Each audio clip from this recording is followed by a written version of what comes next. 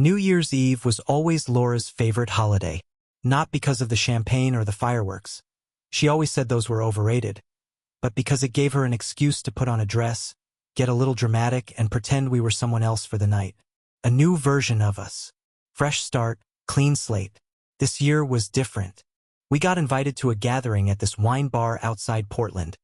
One of those places with reclaimed wood tables, Edison bulbs dangling from the ceiling, and just enough indie music playing to make everyone feel interesting. It wasn't our usual scene, but Laura insisted. Said her new coworkers were a good time, and it would do us both some good to be around people. I didn't argue. We hadn't been arguing much lately, actually, and not in the good way. More in the silence between the storms kind of way. Polite, efficient, distant. We turned into a pair of well-coordinated roommates who shared groceries and bills. I thought maybe tonight would help reset something. I was wrong. We walked in together, but we didn't stay that way for long. She peeled off to greet her work friends with the kind of energy I hadn't seen from her in months. Laughter, hugs, that over-the-shoulder hair flip she used to do when she wanted to be noticed. I hung back near the bar, made small talk with someone in accounting who told me about his fantasy football league for a solid 10 minutes before realizing I wasn't listening. I kept glancing toward Laura, hoping she'd look back at me. A wave, a smile, something, nothing. She was locked in conversation with a guy named Ethan, someone she'd mentioned maybe twice before. I remembered because of the way she'd brushed him off like he was just some harmless work buddy who told bad jokes and drank too much kombucha. Looking at them now, though, that didn't look harmless. That looked like comfort. That looked like inside jokes and low voices and the kind of body language people don't even realize they use when they feel safe with someone. And that laugh. God, that laugh. Loud and unfiltered. She used to laugh like that with me. Back when we stayed up till 2 a.m. talking about nothing. Back when we still touched each other for no reason. Now she was touching him. First, it was little things. Her hand on his arm when she said something, leaning in close when he spoke like she couldn't hear him over the music, except they weren't even playing music. She crossed her legs toward him, completely cutting off any visual space that might have included me. I stood there like a background prop, holding my drink, watching my wife share something with someone else. Something I thought we still had. I don't know when exactly I started to unravel. Maybe it was when she tossed her head back and laughed at something Ethan said and then reached out and brushed something off his shoulder. Something that wasn't even there. Maybe it was the way her smile softened when she looked at him. This almost unguarded affection that felt too familiar, like a script she'd memorized. Like she'd done this before. Or maybe it was when she turned her head just enough to catch me watching and then looked away without reacting. Not even a nod. Not even a flicker of guilt or acknowledgement. At 11:55 p.m., someone dimmed the lights. People gathered in pairs or tight circles, raising their glasses, checking their phones for the countdown. I was still standing alone, sipping what had become a warm, bitter Pinot Noir. Ethan stood up to refill his glass, and Laura followed. Just like that, they walked past me. I stepped to the side to let them through. She didn't say a word, didn't even make eye contact. They posted up by the bar again. And then, at midnight, when the cheers erupted and confetti cannons popped, Laura turned to Ethan, and not to me, and she smiled this small, private smile. Not the public one she used at work or with our families. This one felt earned, hidden. She reached out, and I swear to God, she smoothed down the collar of his shirt and said something only he could hear. I couldn't move. It wasn't a kiss. She didn't cross that line, not visibly. But something about the way she did it, the timing, the context, the int asterisk Macy, it hit harder than anything physical. That wasn't friendship. That was something else. My body just rejected it. My chest felt tight. I stepped outside into the cold without really making a decision. I needed air, space, logic, something that made sense because what I saw didn't. I didn't even make it halfway down the sidewalk before she followed. Seriously? She said, annoyed. No concern, no question if I was okay. Just irritation. I turned to face her, blinking through the fog of everything I just felt. What was that? What was what? She asked, arms folded tight across her chest. You and Ethan. She laughed. Not the warm kind, but the condescending one. Oh my God. This again? My jaw clenched. You didn't even look at me all night, Laura. I was invisible in there. And at midnight, you. What? She snapped. I what? You celebrated with him. You're overreacting, she said sharply. Again. Every time we go out somewhere, you do this. You get all moody and weird, and I have to babysit your feelings. I was having fun. Fun. Remember? That thing people do on New Year's? I blinked. I just watched you ignore me for 2 hours while you practically curled into Ethan's lap. You're calling that fun? She rolled her eyes so hard I thought she might fall over. God, you're exhausting. Can you not ruin one night? Just one? Everyone noticed you sulking. It's embarrassing. There it was. The pivot. Suddenly it wasn't about what she did or how she made me feel. Suddenly it was about me. My mood, my tone, my tired eyes, my sulking. I was making a scene. I was tanking the energy. I was the problem. And she knew exactly what she was doing. She didn't care that I was hurt. She cared that I looked hurt, in front of other people, in front of Ethan. That was the first time it really hit me. She wasn't just drifting away. She was already gone.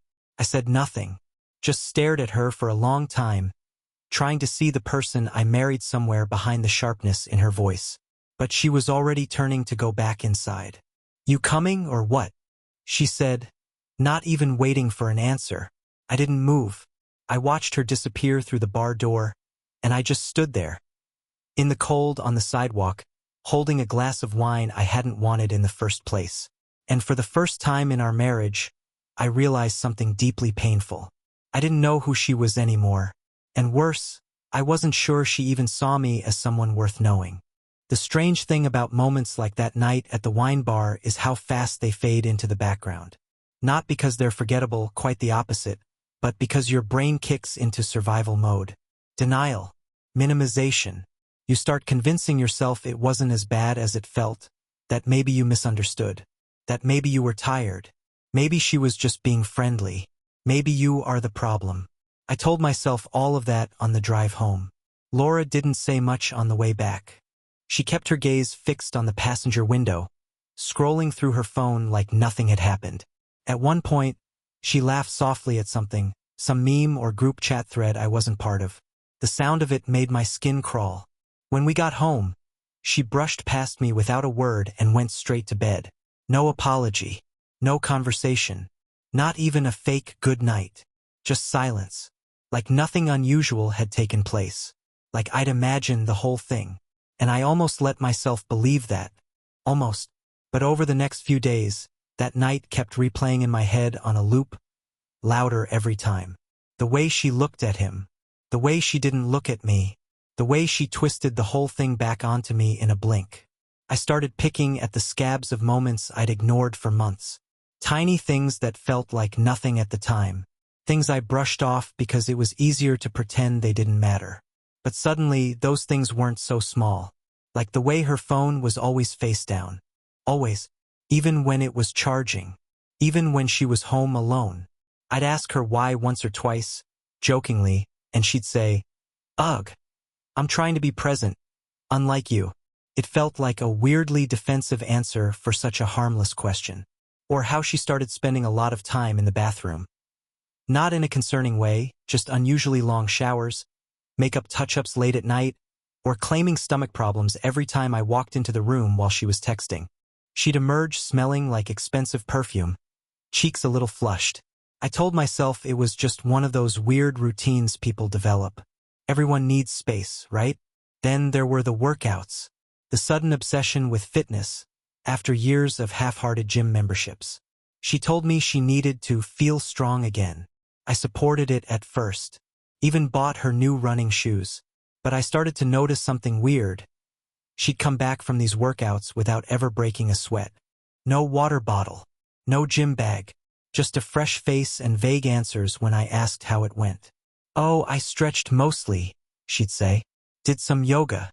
You wouldn't get it." I stopped asking. Around the same time, our weekends started vanishing. She'd make plans for us. then cancel them last minute.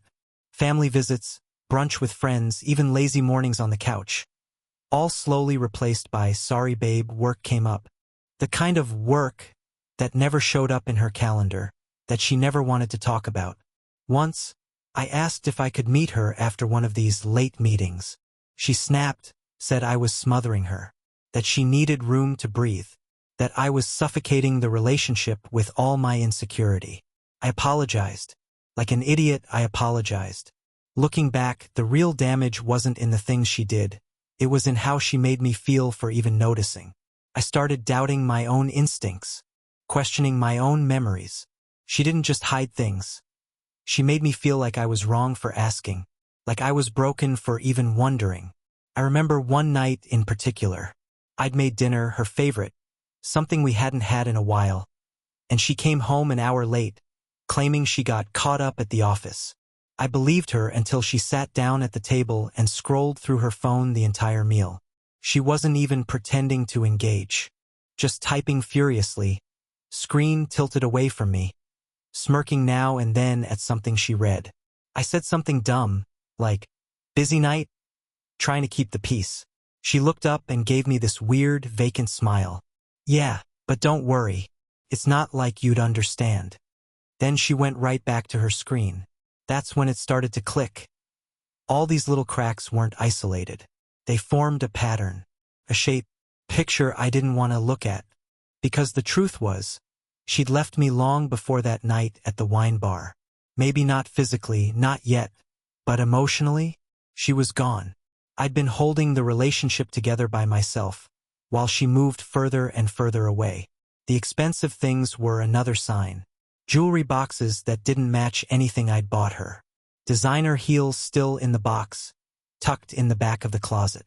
A $400 coat that I saw exactly once, on the day it arrived. When I asked her about it, she brushed it off with a casual. It was a gift card from work. I didn't press. Then there were the nights she came home wearing a different scent than she'd left with. Once or twice I thought I was imagining it. But eventually, I started noticing the details. The smudged lipstick. The faint marks on her neck that she passed off as seatbelt lines.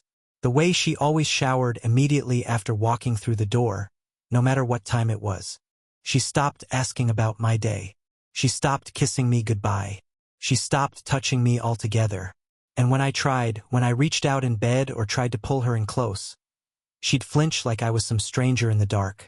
We hadn't been made in months. But somehow, when I brought it up, I became the villain. I'm tired, she'd snap. It's not always about you. After a while, I stopped trying. Because the truth is, it wasn't about me anymore. It hadn't been for a long time. She smiled at her phone more than she smiled at me. She answered texts from whoever it was faster than she answered my questions. She took longer getting ready to leave the house than she did to be around me when she came back. I even caught her once, smiling to herself while reading a message, then wiping it away quickly when she realized I was watching. It's nothing, she said, without looking up. You're being paranoid. Paranoid. That word stuck with me. She said it like a diagnosis, like a flaw she had to manage. Like my mind was the problem. Not her disappearing ex, not her phone always face down, not the sudden distance or the coldness in her eyes. Me. I used to wonder if I was going crazy, if maybe I really was imagining things. Maybe I'd gotten too cynical. Maybe I was projecting insecurities. Maybe I was jealous. Maybe I was broken. But I wasn't. And deep down I knew that. I just didn't want to admit what that meant. Because if I wasn't imagining it, then I had to accept the reality I'd been avoiding for months. She was lying to me, and she was doing it so smoothly, so fully, that I started lying to myself just to keep up. But the thing about lies is they need consistency, patterns, clean timelines, and Laura had stopped being careful.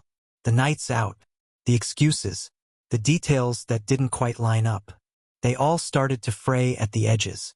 Her cover stories sounded more rushed. Her temper got shorter. She stopped hiding her phone. Not because she trusted me, but because she knew I'd stopped asking. And I had, until that night. The wine bar was the moment I stopped lying to myself. Everything after that just confirmed what I already knew in my gut. She wasn't mine anymore.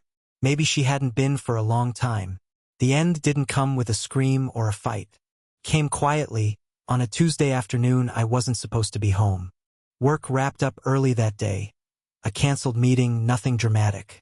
I remember driving back feeling oddly calm, thinking maybe I'd surprise Laura. Maybe we'd salvage something small and normal. Lunch together. A conversation that wasn't edged with tension. The house was quiet when I walked in. Too quiet. Her car wasn't in the driveway, but that wasn't unusual anymore. I set my keys down, kicked off my shoes, and headed toward the kitchen.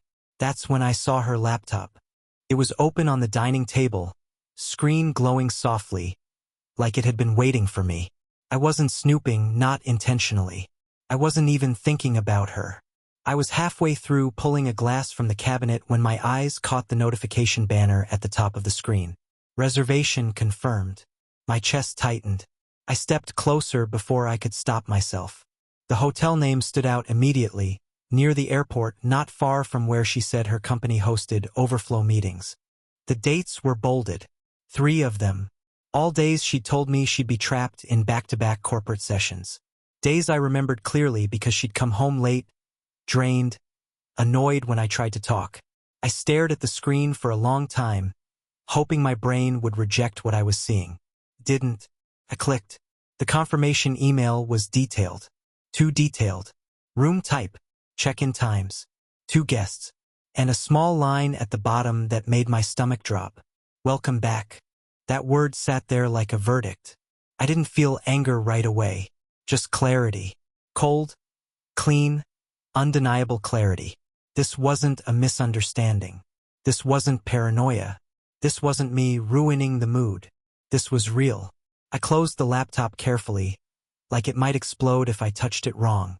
Then I sat down at the table and waited. I don't know what I was waiting for. Maybe for denial to kick in, maybe for her to come home and lie to my face again. Instead, I opened our shared bank account. The charges were right there, repeating, predictable, hotel stays, room service, ride shares at hours that made no sense for work. It was all lined up neatly, like someone had taken my doubts and converted them into a spreadsheet.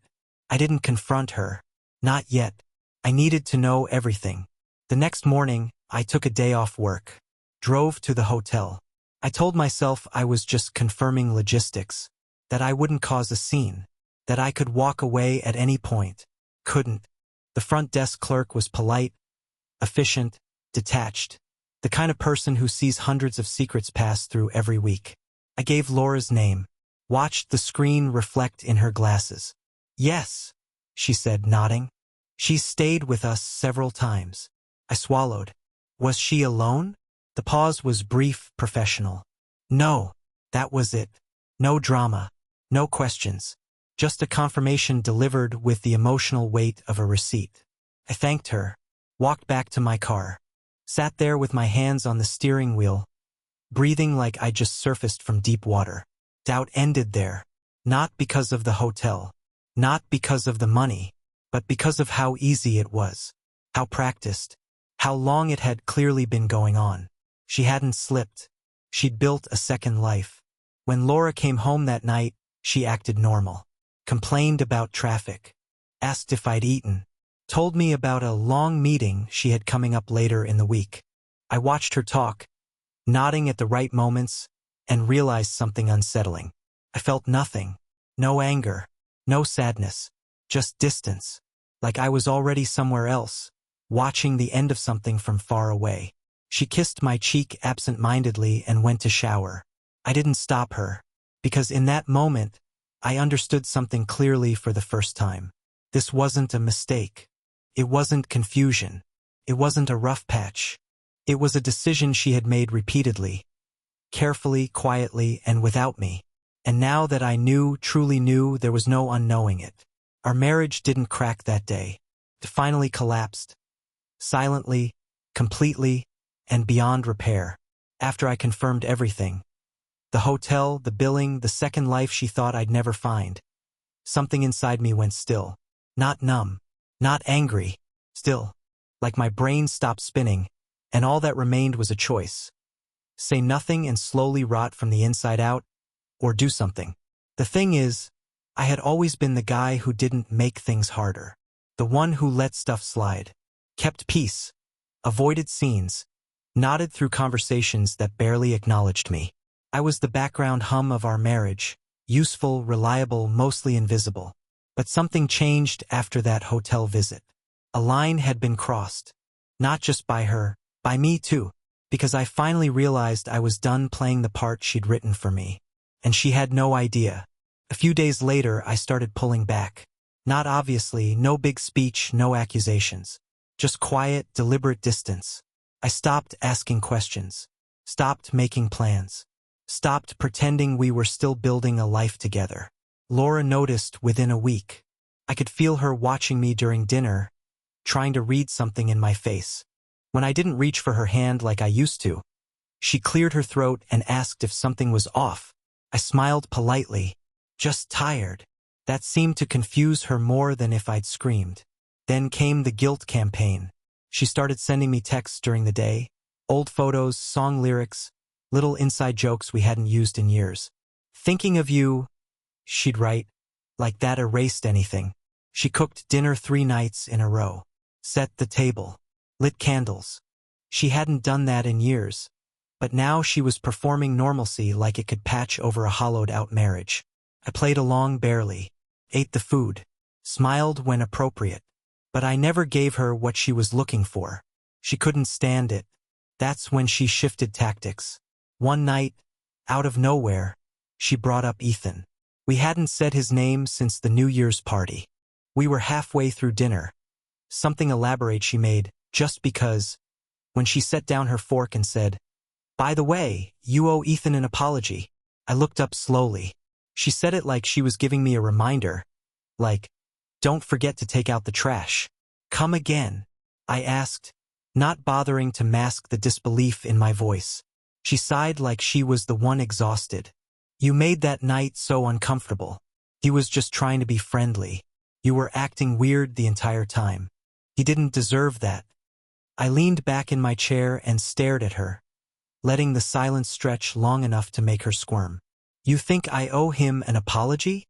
I said. Her tone sharpened. "Yes, actually. You were rude. You embarrassed me." I almost laughed. Almost. "Interesting," I said quietly, setting down my glass. "You're worried about his feelings." She bristled.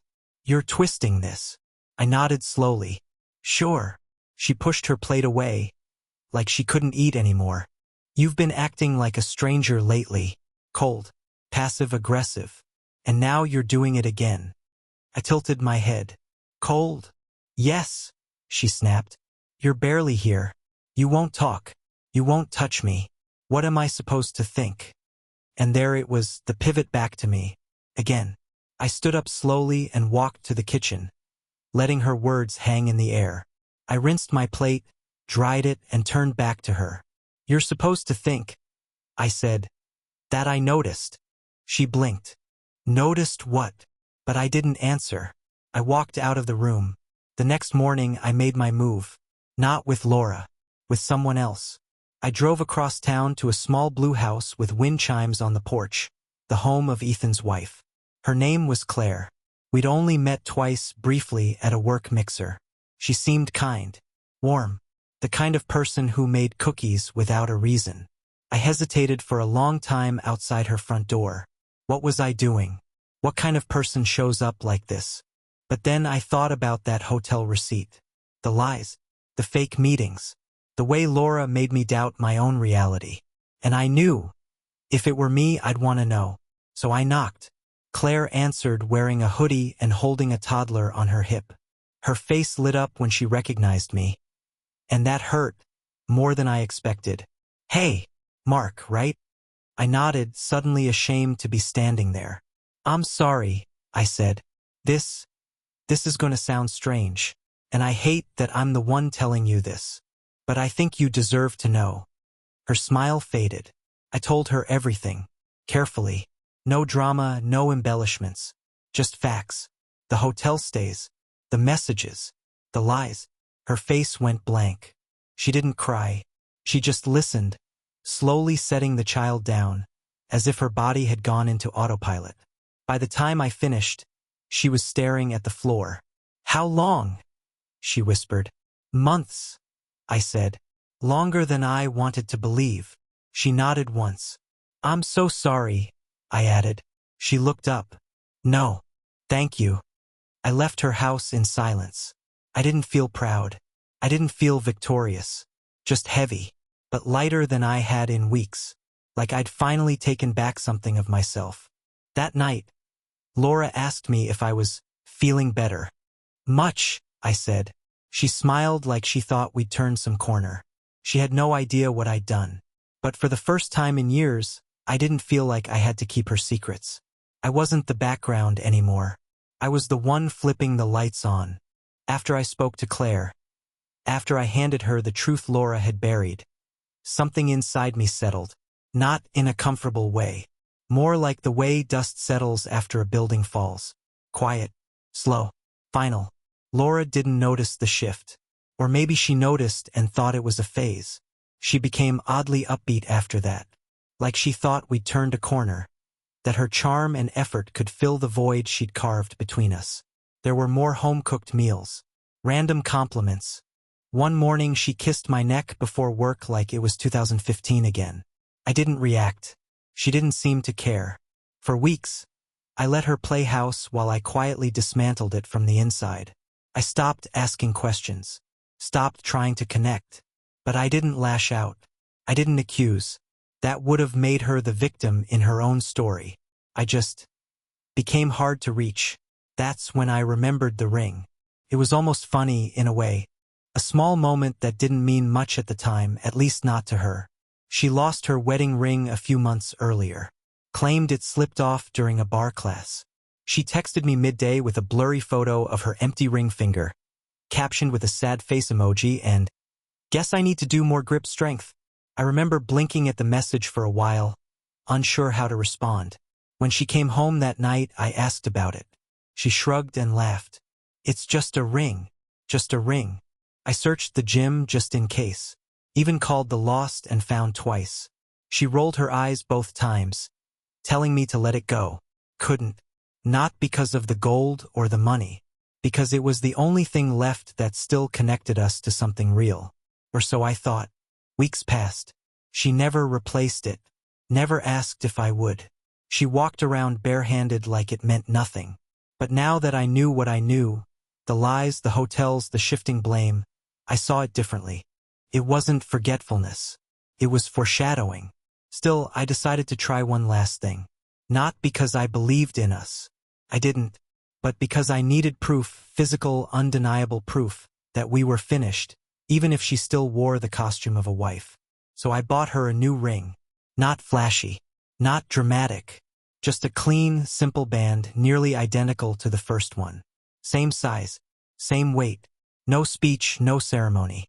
I placed it on her nightstand one evening before she got home, right on top of a folded note card that said, "In case you miss it." That was it.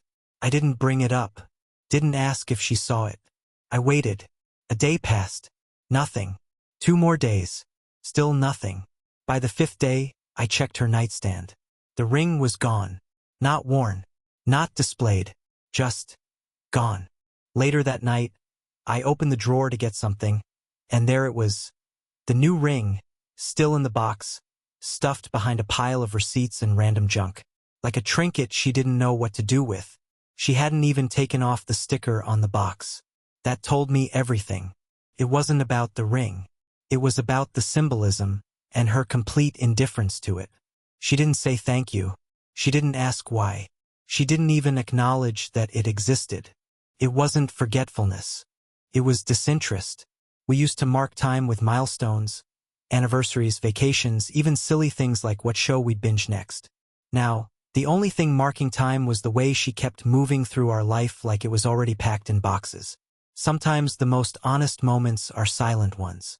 And that ring, untouched, buried in a drawer like a receipt from a store she no longer shopped at, that was her truth. She was already gone. Emotionally, spiritually, and *mately. I realized something chilling that night. I didn't want her to put it on. I wanted her to ignore it, because I needed to stop carrying the hope that somehow, deep down, she still wanted to be here. Hope was the last lie I had left, and she put that to rest with 4 inches of drawer space. After the ring, there was nothing left to test. I began phasing out of our shared life. Not out of revenge, just quiet detachment. I moved files to a separate drive, opened a new account, stopped syncing calendars. She didn't notice.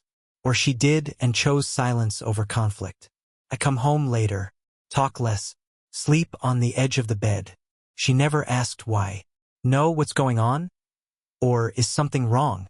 It was like we had an unspoken agreement. Act normal, avoid truth. Even as the distance became unbearable, she never tried to bridge it. No tears, no panic, no late-night heart-to-hearts. Just coexistence. 2 ghosts in a house full of memories.